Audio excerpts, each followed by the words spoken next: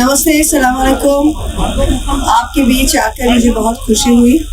मैं ज़्यादा बात नहीं रखूँगी, पर मैं तृणमूल कांग्रेस की तरफ से यहाँ पे आई हूँ और हमारे लीडर ममता बनर्जी, आप सबको पता है वो पहले दिन से ये वक्फ बिल, ये वक्फ अमेंडमेंट के खिलाफ हमारे सारे ताकत लेके इस बिल को हम अपोज कर रहे हैं। जो हमारे सिलेक्ट कमेटी में गया है, वहाँ पे हमारे जो नदीमुल हक और कल्याण बनर्जी जो हमारे तरफ से रिप्रेजेंट कर रहे हैं, उन्होंने बहुत हार्ड लाइन लेके, बहुत टफ टॉकिंग करके इनकी अपोजिशन किया है।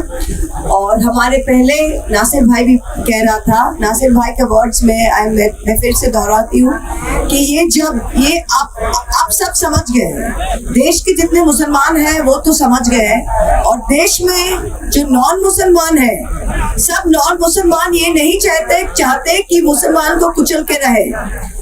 नॉन मुसलमान के ज्यादातर लोग ये चाहते हैं कि हम एक हार्मोनियस सेक्युलर देश में रहें, और उन लोग में भी ये अभी जो सेंस है वो आ गया है कि ये बिल सिर्फ मुस्लिम्स को डिसएनफ्रेंचाइज करने के लिए है। जो वक्फ प्रॉपर्टीज है, ये मुस्लिम्स को उनके कम्युनिटीज के थ्रू में, उनके प्रेयर्स के, उनके मस्जिद्स, उनके एरियाज, उनके halls Muslims have given for the community, and this is something, this is sacred in law and has to be protected.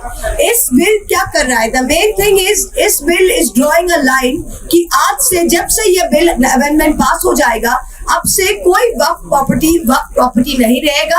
Her Waqf property को नई तरह से फिर जाके कोई भी डीएम, कोई भी डीसी उसको कुछ बना सकता है।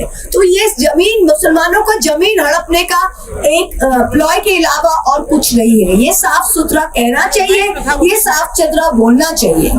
और एक चीज जो है, इन लोग कह रहे हैं कि वक्फ बोर्ड में वो नॉन मुस्लिम्स ले रहे हैं।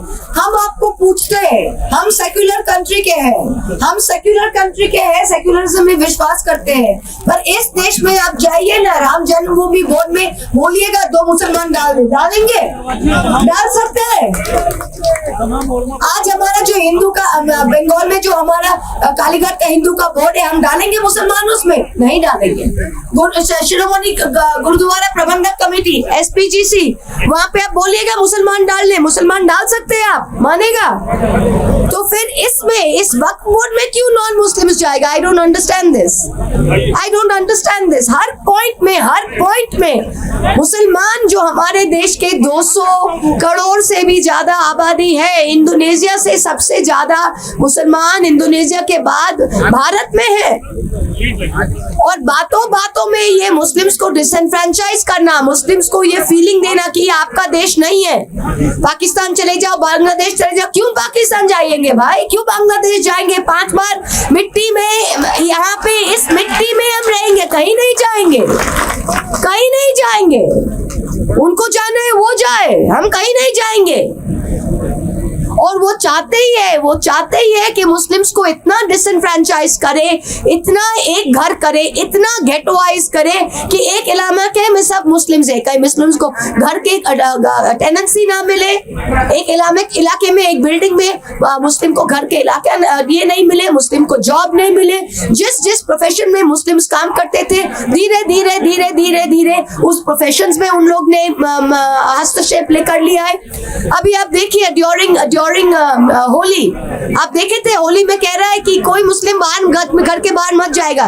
तो यूपी के वर्दी पहना हुआ पुलिस ऑफिसर कोई कह सकता है कि कोई मुसलमान बाहर नहीं जा सकता है होली के दिन? हाँ, आप कोई पूजा के दिन, आप कोई ईद के दिन किसी हिंदू को बोल सकता है कि आप बाहर मत जाइए? हो सकता है क्या?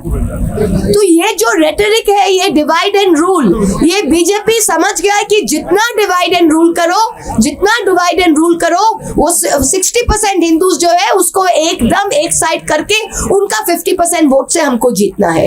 यही उनका, there is no more fig leaf anymore. मेरा हिंदी इतना अच्छा नहीं है, पर I hope you understand what I am saying. पर अभी कोई आंखों की जो शर्म है वो भी नहीं है। जो चीज 30 साल पहले ये चुप चुप के कमरों में बोलते थे, आजकल माइक लगा के कैंपेन में खुल्लम खुल्ला बोलते हैं, खुल्लम खुल्ला बोलते हैं। और क्या समझते, और ये सिर्फ, मैं तो कहती हूँ ये सिर्फ मुसलमान का ड्यूटी नहीं है कि इसके खिलाफ खड़े होने का। हर right thinking person in this country has to stand up. Every right thinking country is to stand up. ये जर्मनी में ऐसे ही शुरू हुआ था। जब रोमनीज के लिए आए थे तो बोले मैं रोमनी नहीं हूं, मैं चुप हूं। जब पोल्स के लिए आए थे तो मैं पोलिश नहीं हूं, मैं चुप हूं। जब चेक के लिए आए थे तो मैं चेक हूं, तो मैं चुप हूं। कल आपके लिए आएंगे, कल मेरे लिए आएंगे, फिर क्या होगा? फिर क्या होगा? ये तो लोगों को समझना चाहिए ना। This Waqf bill is an extremely dangerous bill. ये bill in its present form ये बुलडोज करके ला तो सकते हैं, पर लाने के बाद जब ये पार्लियामेंट में आएगा, हम सब सारे पार्टीज इसका बहुत सख्त विरोध करेंगे। And we will never allow the implementation of this.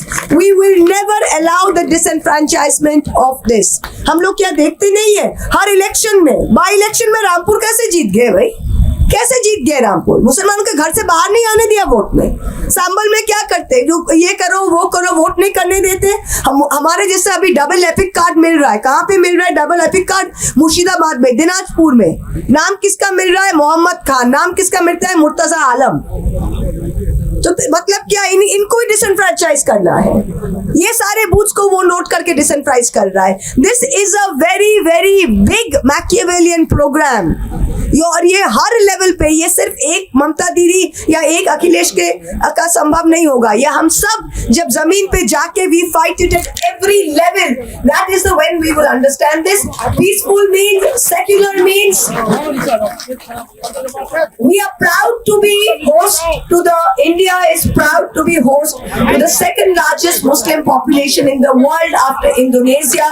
It is our sacred duty and our duty of our constitution to protect the rights and privileges. हम हैं आपके साथ, we are all there with you.